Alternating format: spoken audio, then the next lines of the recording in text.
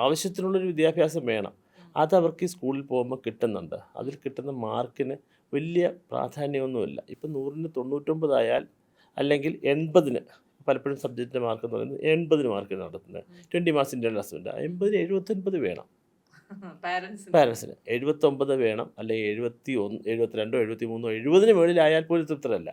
ബാക്കി എന്തുകൊണ്ട് തെറ്റിച്ചു, എന്തുകൊണ്ട് നീ എന്നോട് ഇന്നലെ എല്ലാ ഉത്തരവും പറഞ്ഞതല്ലേ, ഈ പഠിപ്പിച്ചതല്ലേ ചോദിച്ചിരിക്കുന്നത്, ക്വസ്റ്റ്യൻ എടുത്ത് ചോദിക്കുക.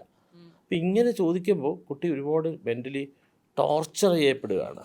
അവർക്കൊരുപാട് മൈൻഡ് ഒരുപാട് ഹർട്ട് ചെയ്യപ്പെടുകയാണ്. അപ്പോൾ സ്വാഭാവികമായിട്ടും ഞാൻ കരുതാറുള്ളത്, ഈ അമ്മയുടെ സ്നേഹമാണ് കുട്ടി ഏറ്റവും അധികം എപ്പോഴും ഏത് പ്രായത്തിലും.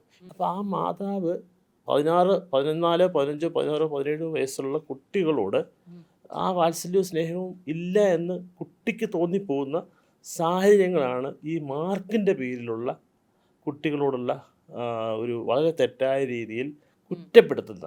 മാർക്ക് കിട്ടാത്തതിൻ്റെ പേരിൽ വാസ്തവത്തിൽ അടി കൊടുത്താൽ ഒരു കുഴപ്പമില്ല.